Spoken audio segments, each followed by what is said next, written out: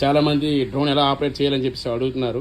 So ఏంటంటే first drone అలా పెట్టిన తర్వాత దాని బ్యాక్ సైడ్ మనం నిలబడాలండి. ఈ జాయిస్టిక్స్ ఉంది కదా, ఈ లెఫ్ట్ సైడ్ జాయిస్టిక్ అనేది పైకి వెళ్ళడానికి అండ్ కిందకి రావడానికి అండి. ఈ రైట్ సైడ్ అనేది ఫ్రంట్ బ్యాక్ లెఫ్ట్ రైట్ మనకు డ్రోన్ అనేది మూవ్ అవడానికి అండి. సో అలా పెడితే మనకి ఈ జాయిస్టిక్స్ అనేది మీకు కరెక్ట్గా వర్క్ అవుతాయి అని ఒకసారి చూపిస్తాను చూడండి, ఫ్లై చేసి మీకు. సో అలా ఆన్ చేస్తే మీకు ఆన్ అయిపోతుందండి. చూడండి, సింపుల్గా మీరు జస్ట్ ఇలా అనగానే మీకు చూడండి డ్రోన్ అనేది స్టేబుల్గా నిలబడుతుందండి. ఫ్రంట్కి పంపించాలంటే రైట్ సైడ్ ఉంది కదా, జస్ట్ ఇలా ముందుకంటే ముందుకు వెళ్తుందండి. అండ్ పైకి అంటే పైకి చూడండి మనం కంట్రోల్ చేయాలండి.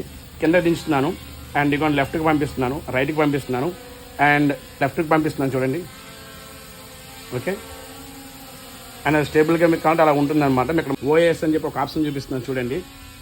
ఇలా నొక్కిన తర్వాత అక్కడ బ్లింకింగ్ అవుతుంది చూడండి, ఇక్కడ సౌండ్ ఎంగానే వస్తుంది, బీప్ సౌండ్.